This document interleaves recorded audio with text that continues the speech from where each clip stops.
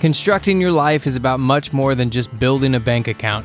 Each week, join real estate entrepreneur and mindset coach Austin Linney as he interviews guests who are constructing their dream lives and impacting the world around them on a daily basis. If you're an entrepreneur or wanting to start a business, or you just want to hear motivating stories of how others have overcome the odds, you are in the right place. And now for your host, Austin Linney. Guys, welcome back to Construct Your Life. This is Austin Linney here, and in true Austin Linney fashion, this is probably like the 30th or 20th time I've had their first ever podcast. It's been mine, and I've been the first podcast guest on like another 30. So I don't know what it is about my personality that brings this out, but here we are. We have Conrad in the house. How are you doing, sir? Doing great, Austin. Thank you for having me and helping me get this first one under the belt. I love it. So what I like to do with my guests is kind of let them tell the story where they want to start, and we'll kind of go from there. Beautiful. Yeah, so a little background about me. Grew up in a small business household, saw what it could do for a family. My dad ran a roofing company, and so I always knew I wanted to get into business, and more specifically, small business. So after college, I got into marketing and digital advertising, and I got to learn from a small company how to buy media, how to build funnels, how to generate a lot of revenue. And that took me out to Silicon Valley and back. So I got to experience an exit there, and that was a lot of fun. From there, I ran my own firm for about 5 years. And then most recently, I was a partner in a company that specifically focused on coaching and advising small business owners. And we kind of really stuck in that business lane to make sure they had the business skills to improve and grow their business. About 6 months ago, or about 8 months ago now, I exited that business with the idea being I needed to be back on the other side of the table for my family. And we're launching businesses, and it's been a lot of fun. Austin and I are partnered up on some cool stuff. We've been building some momentum, and life is good. Yeah, and what's interesting, some of the best business owners and real estate investors I ever met, they didn't per se make their money or like make their riches in Silicon Valley, but that time in Silicon Valley, like a lot of them tell stories about sleeping on the couches, companies were born. It's hard to describe, but it's like it installed some sort of like go for it, can do attitude. Do you feel the same way about your time there? Oh, absolutely. The people around you are some of the smartest, brightest, and most driven people. And so if you want to like live out there and even exist out there, you got to be driven and you have to do all those things. So it raises the bar for you, and just spending a little time out there, it helped me adapt and internalize a mindset that I've brought to everything else. And it's also very interesting in the way things are taught or thought about out there, and that it's, you do a very good job of prioritizing what's important versus busy work, because otherwise you're gonna fizzle out and fail. So learning how to build a business, how to generate a ton of revenue, how to do all those things, and how to do it in the least amount of time and money was a skill I've used in every different area that I've been in since then. No, it's so important. And, you've done a couple different things in business, but ultimately, systems, marketing, sales, funnels, before we get started in what we're doing and what we're creating, what are you seeing as the basic kind of missteps that small business owners or just, entrepreneurs in general are doing when it comes to stuff like that? Yeah, I think I've seen it's kind of twofold. I'll give you a bonus one. It's one, having those systems of like how to run your meetings, how to run your business, and giving yourself some guardrails so that you don't have to think too much about what to do. You have a place and time for those things so that you could then be creative and apply your energy towards the things that drive business. And the second part of that would be under investing on marketing and sales. I've worked with dozens, if not 100 plus businesses at this point, and so many of them don't get off the ground because they're not willing to spend any money on advertising or marketing. And what happens is a lot of business owners, especially service-based business owners, they hit kind of what I've called the referral ceiling. They use their network and it generates a good amount of business, and some of them could do a couple million. But to go beyond that and to have a marketing channel that generates leads without warm referrals, you got to spend some money. And I've seen that as a big blocker for a lot of businesses that have yet to get beyond a few $1 million in revenue. I sent a podcast to a client of mine the other day, a Dan Kennedy one. He was talking about sales versus marketing. And the real thing that stuck out to him was, with the more marketing you create, less need for sales. And I think that's like a holy shit kind of moment for entrepreneurs. Is like what I've seen just from my personal point of view is like you might have a great integrator, you might have a great visionary, but like he knows his business, but he's selling his idea. He's not selling his clients. And he's not listening to the clients and understanding. And so in my opinion, I've spent the last 2 years diving deep into marketing. It's really about understanding who's buying it, where they are, where they're hanging out, stuff like that. Absolutely. And marketing, maybe I'm just biased because it's my background. Yet I think marketing is kind of the central nervous system of the business, the brain center, and that marketing applied well is, like you said, understanding the customer, surveying, getting feedback, and then it's tailoring your whole business to serve that need. And so that would go from cold to sold, like creating an offer that is specific to what you are learning in the marketplace, iterating, adjusting. And so, like you said, as time goes on, it's an inevitability. If you keep investing, you're going to find product market fit and then message market fit so that you don't have to do much selling. Like we've had conversations where your podcast has just brought people in that are ready to go. It's because they know you. I call it the billboard. Like, right. I can tell you exactly how it goes down. They hear about me or see me on another podcast. This guy sounds interesting. Let me go to his Instagram. Oh, he's got a podcast. They'll listen to 3 or 4 or 5 episodes and they go, oh, you're not full of shit. And then they'll DM me. And that's how it happens every time. Yeah. It's how we met through Chase as well, because when you could get your message out consistently, people are attracted to you. You're pulling them in. Maybe sales could be construed as like pushing your message on them and hoping that it lands with them. Well, and I think ultimately understanding the thing I think the thing that I hung on to like really early that changed it for me was when it comes down to marketing. I had a great friend who's an amazing marketer tell me that marketing is nothing more than the results that you've already done. And in my eyes, it switched me from I need to portray that I am some way instead of just talking about what I've already done. And that's so easy to just speak out of the tongue or post about. And it never feels unauthentically me. Yeah, and it's perfect because you're sharing your message, and in doing so, you're sharing some authority of like the results you've achieved, as well as social proof through testimonials, so people know that it's worked for other people's. So before they even talk to you or go deeper, you're lowering the barrier of entry for them. The friction goes down, and those sales conversations that really turn into more of let's have a conversation. If we're a fit and if it makes sense, we're saying yes. It'll be pretty obvious. So where does a entrepreneur or business owner or personal brand guy, where do they even begin to start? Like what's your 1 to 2 to 3 kind of start process? If you're a smaller business owner, it's really important to understand how your message is getting out there in the world. And so one very good tool is if you go look up Story Brand, read the book, you could build out your whole messaging system that's based around the 7 steps of what they're calling the customer journey or hero's journey. That'll help you with the message. 2, you also have to have a mission as your business so you know where you're going. Because a lot of times people want to join a story that aligns with theirs as well as something that solves a current problem. And then 3, you got to learn how to build a marketing funnels. So can you get something that generates leads for you that then goes into a sales process that over time you can refine because you're tracking? So in rank order, make sure you have a mission, make sure you know your messaging and how it's resonating so you could iterate on it. And then 3, make sure you have a way for people who are interested to come into your world, whether that's a lead generation, whether it's a webinar, workshop, or just to pay you. Give them the offer.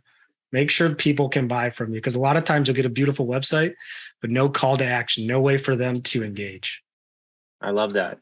And so as we shift gears a little bit, you have a family, you have 2 kids, you had a good job, you built, even though you didn't own it, you built a lot of the company you're working for. Like what takes a sane man to leave that and kind of pull some chips off the table, and kind of, if I'm not mistaken, you kind of took a little hiatus to kind of reassess your life and then move in this other direction. Yeah. I mean, one thing that's always held true to me and something I firmly believe is that, this is our life. We need to live it and have the richness of life, full experience. And so it's about having the courage to not settle for good in pursuit of great. And so what was going on was good, but it wasn't great. I knew there was more to it. And so, being in the position I was able to take some chips off the table, spend the holidays with my 2 young daughters and family, and really kind of relax. And what I learned is not very good at relaxing because I wanted to get back into the game. And fortunately, we did that around the turn of the year. And ultimately, it's about building a life of your dreams, and that thing is going to evolve. And so it was setting a new goal and understanding that business ownership and helping other people realize their dream through business ownership, including myself and including my family, was the ultimate mission. And so the only way to do that is to, well, become an entrepreneur and build businesses for myself and with others again. So I've been very close to the chest. I have not shared what we're doing with anybody. Like I have not talked about it on the podcast. I have not shared anything. So I guess we could kind of unpack what's happened in a short amount of time. I mean, shit, it's June 21st as we're recording this right now. So let's say like 4 months, maybe, give or take. Maybe that might be generous. I think it's like March. I think it's like March, like 3 months, maybe. So guys, when we say, when you're in the proper place mentally, physically, you've learned what you need to learn. The speed to market can happen really quickly. So I don't want to speak out of turn because we just added one today, but how many businesses do we have like right now, like launched besides, well, we won't count the equity ones. Right now we got 1, 2, 3, 4, 5. We'll have 6 with the current funnels, like excluding some of the 7 with the task business. Yeah. So we have 7 businesses and then we have equity positions in another 4. Mm-hmm. That's not even including the real estate arm. So yeah, we're bringing our toes into account at this point. Yeah. So run out of fingers. Yeah. So basically like 12 businesses, and we've grown the team from just me, Chase, and Conrad, and to almost like 13 people, 10 people on the call, and today, first company meeting. And so, you know, in the last 2 weeks, we've gained almost 8 employees. So it's been a lot, and you know, kind of lay out, I guess, kind of what has transpired in the last 3 months, and kind of, I think we're finally ready to start releasing it to the world and sharing the story. Yeah, unleash the beast. Well, the first thing is, like Austin said, is when you have a little more experience, a little more life under your belt, you kind of get a better sense of who you are, and hopefully everyone gets a chance to find out who they are. And when we first met, it was like, we call it the bonfire now. It was just like an infernal rage in between both of us of like, this is our mission and vision and for our life. And what happened was our visions were almost identical. Like Austin would say, I could have wrote the same thing and just put my name on it. And the idea being, our vision is to build a holding company, a company that represents a business structure like Berkshire Hathaway, but with the idea that it's impact focused, it's people focused, it's philanthropy focused, charity focused. And so what got us out of here was that the mission would be, most big companies kind of treat their employees as expendable assets as of late. And it's getting increasingly difficult to trust a lot of them. So you have a lot of good talent coming out of there looking for something else. So at the company that we're building, we believe that's flat out wrong, and that people, quality of relationships, and working on meaningful projects are what lead to that richness of life. So we're building these companies not only to achieve our dreams, but also to allow the other people we bring in, whether that's as a client, as an equity holder or partner, to achieve their dreams through us. And so that is the overarching vision of the holding company that then has those positions in the dozen plus companies. By the way, I think it's more like 14. I just counted a couple more now that I'm thinking about it. I'm starting to lose count. So, but guys, why this is so important is that we literally spent almost 60 days to 4 weeks building out the vision and the value proposition for it, and the product. The service that we're rendering within inside that business is almost absolute. It doesn't really matter. It's a byproduct. If we're in crypto, if we're a barbecue joint, if we're a sales company, a marketing company, a real estate firm, like consultant firm, Airbnb coaching, all that stuff is relative, because the bones, the values, the mission, everything is exactly the same. There's just different components in the business and kind of trading those out. And that's when you like, here's what happens. And just so you're clear, this doesn't happen to you, but it happens to me. I have friends, 2 of them. I love them to death. They're coaches as well. They literally, every time I meet them, I don't even tell them what I'm doing anymore, because the first thing out of their mouth is, you need to slow down and and you need to focus. They're very analytical, but wait for it. This is great. So I had lunch with him in Denver and he was like, whoa, dude, way too much. And then I explained it to him. And like 30 minutes later, he goes, oh, dude, that makes perfect sense. Mm-hmm. He goes, that doesn't feel like too much.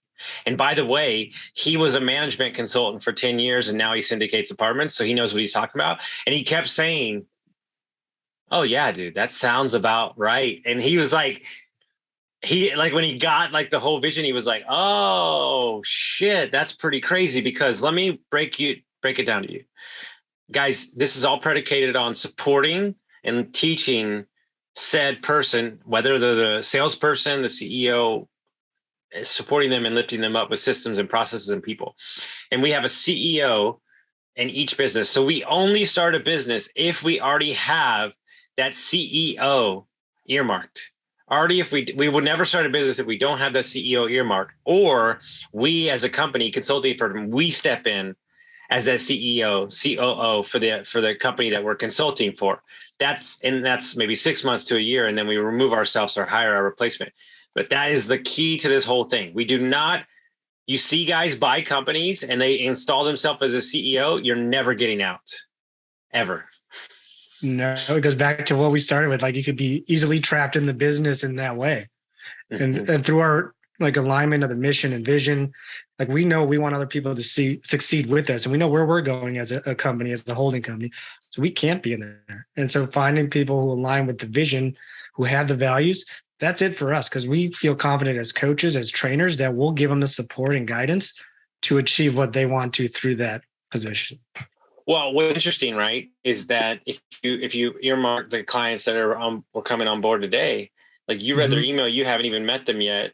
Like me and Rebecca and Alex met them, and Maria's onboarding them. You and Chase won't even meet them for a week or two, and they're already going to be 9 miles down the pipeline. And understanding that, because we have our values set in what we're doing, everything I'm saying, they're going, we've waited our whole life to hear this. And so by setting our vision and being clear on what we're doing, we attract the exact right client that we want. Because no longer will I take a client that doesn't want to do work. No longer will I take a client that doesn't want to step up to the thing. And I'll talk about me for a second. Because I'm still taking on one-on-one clients, but less these days because I don't have so much time. This is a big shift for me. This is a big shift for you. You're a one-on-one coach too, Chase as well. To kind of leave what was working for us, to know that the ultimate impact has to be higher as a team, has been an interesting kind of, I had to remind myself a lot, like, hey, the vision is way bigger than you could ever do on your own. The amount of impact that you can create, the families that you can support. And so that's been an interesting shift for me. But that being said, you sign 1 or 2 clients and you're ultimately doing what it would take you 15 clients to do personally one-on-one. So with half the work, because you have the team supporting you and they're supported and they feel supported by the team. This is more of a family environment. So that's been an interesting transition just for me personally, having to just really like stick to that vision.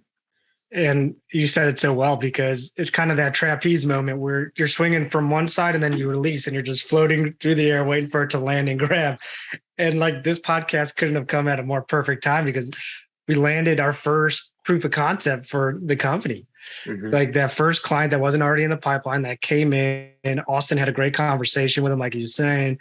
And because the values align and they know what we're doing, it was a no-brainer to move forward, and we're all psyched to do it. And from this day forward, you know, we're taking on the identity of not the all-star anymore. Like, we're out of the spotlight. We're moving into the coach role. And for a sports analogy, we're going from Tom Brady to Belichick, and then ultimately, what's his name? Kraft, the owner, because we want to put everybody else and shine the light on everybody else and take what we've already learned and experienced up to this point and what we're going to continue and pass that along. Because if we just keep it for ourselves and our clients, like you said, the impact, it's good.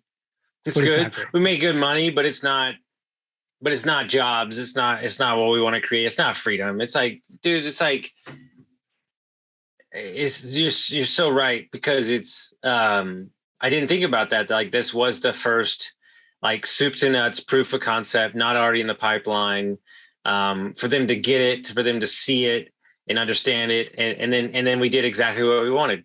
6 month coaching, consulting, building a brand new fucking brand, new website, new branding, taking new SOPs, but then flipping that after 6 months to we're part owners of that company, and we're going to do a retreat center with them, with a barbecue joint and a bunch of other stuff. And like, guess what? Guess who spent 20 years in the restaurant business and catering? Me.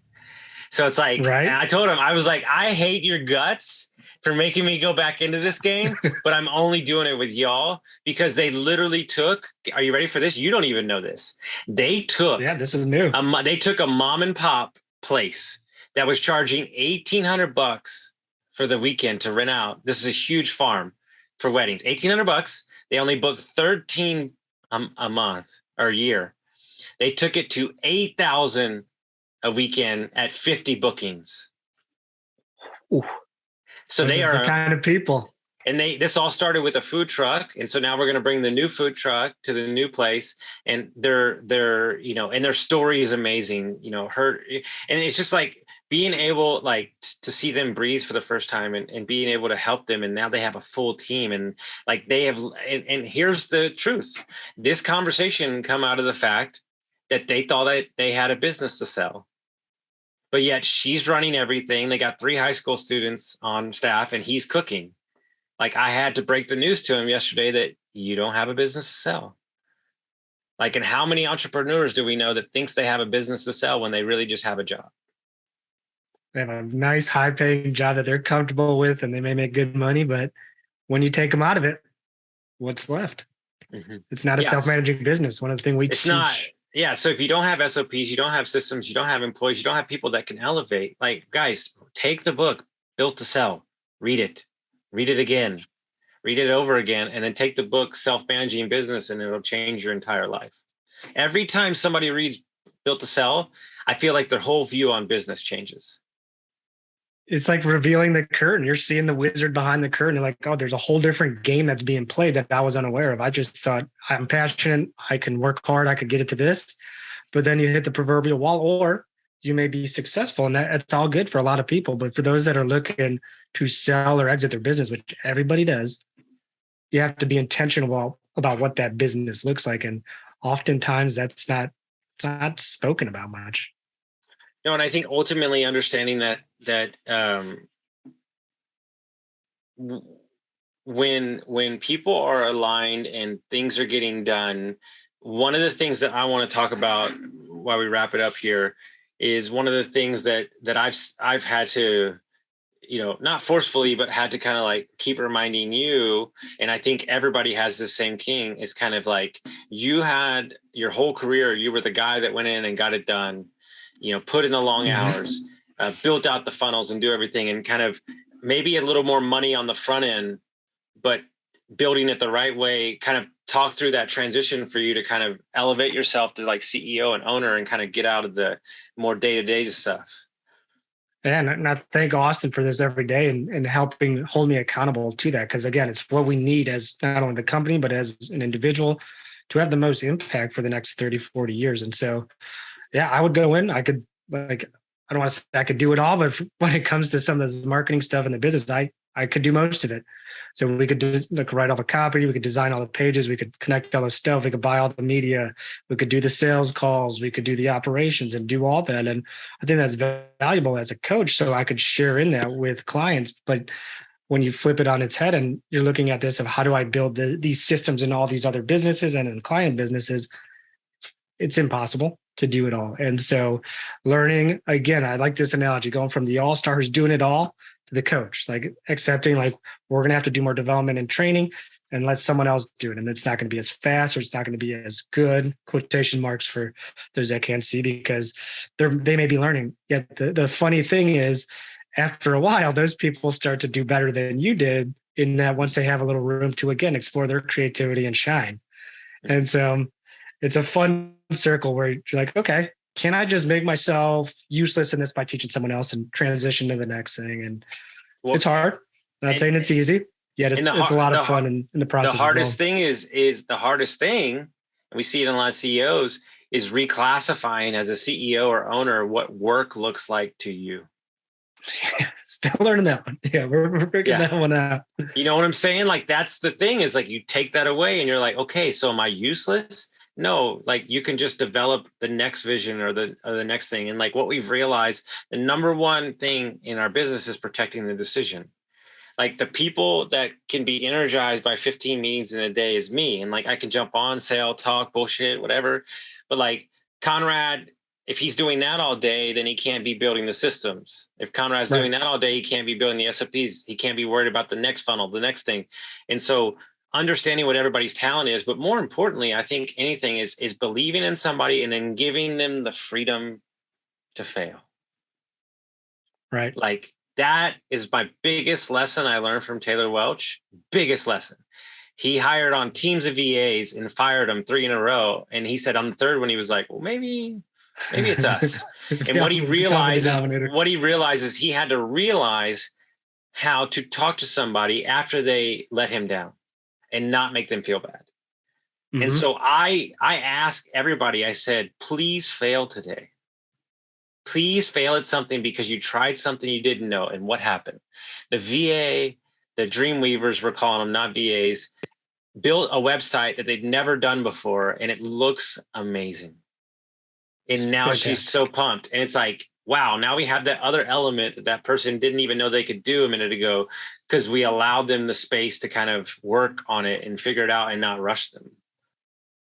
Right. And it's so easy to, as coaches and people, focus on the other person and make sure they get it. Yet it's so easy to forget that you need to be doing the same level of development that you're giving all to the other people. And we're seeing it there. And it's good that we have the three of us here to hold all of us accountable as well and make sure that we're developing at the same speed or faster than everyone else, so that we can be a few steps ahead of them and be leaders and make sure they have the support, the training, the education, and the accountability as well to achieve their dreams through us helping our clients achieve their dreams. I'll never be upset as long as your intention was to try. I'll never be upset if something doesn't go right. But I think one of the biggest things that, and we're building out a board of directors, that's super important for us. But one of the biggest things that I've seen, and I keep highlighting on every call I'm on with Rebecca and Alex, is that Rebecca and Alex, who are project managers, our COO, they literally embody like who we are, what we believe in. And so they can speak for us. Look, there's only so many hours a day. There's only so many meetings you can be on. And so letting them kind of, and then like, I actually forget that they're on calls with like clients and stuff, because I just don't even like, it doesn't even cross my mind because, they got it. They probably got a lot of things better than us. They got it way better than I got, because I'll keep talking all the time. Yeah. And it's like you said, the space but starting with the values of us knowing who we want to be as a company and the people who started it, and then bringing people into the fold. And it hasn't been much recruiting in the sense. It's been people that have heard of it and then just brought into it. And we're like, well, yeah, let's go. And fortunate to have people like Rebecca and Alex on the team so early on. Mm-hmm. Well, they're same with the VAs, the Dreamweavers, and Rebecca. Like, they're saying, hey, we have a really good thing going here. You should come work here. And like, I don't even have to like source people anymore. And they've already told them what to expect, right? But the first thing I do when I bring on a new hire is I say, hey, here's my favorite books. Here's my favorite podcast. This is for you for learning. Mm-hmm. And then we're investing. Now, what I want to talk about before we get out of here is what we're doing with our CEOs. Oh, yeah.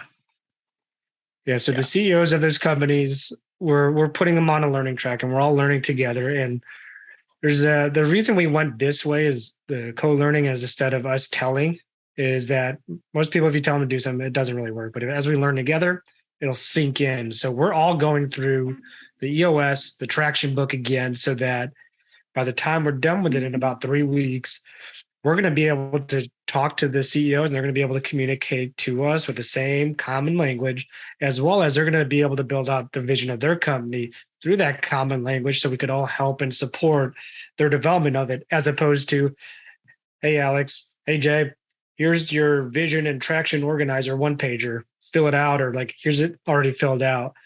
That's really not empowering them like we just talked about. And so slow it down, make sure everyone gets a chance to learn and the environment to succeed. And then we're building the EOS traction model first, and then we'll dive into some things later on that kind of fit the 3 pillars that we coach on: the mind, body, and business. I love it. So I know you're getting back to posting lately, not too much, not all over the place, but if people want to reach out to you, how would they do that? Yeah, you could hit us up on my name, ConradKuzuch.com. It's a website of kind of my digital resume, or you could go to thecompanyconsulting.com. We're building that out to be the place where you could get more information and resources about what we do for companies and how we do it for them and build out their business and step in as their fractional COO, CEO, and whatever else they need to reach the finish line, so that they're not one of the people that are stuck at $1 million.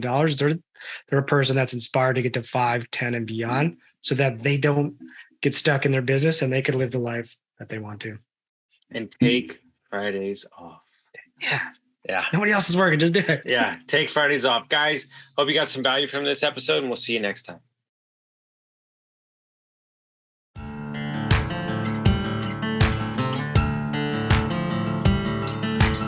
Thank you for listening to Construct Your Life with Austin Linney. If you enjoyed this episode, be sure to rate, review, subscribe, and pay it forward by sharing with a friend. Most importantly, take this opportunity to start constructing your life by taking immediate action on what you learned. For show notes, resources, and more information on one-on-one coaching with Austin, visit constructyourlifepodcast.com.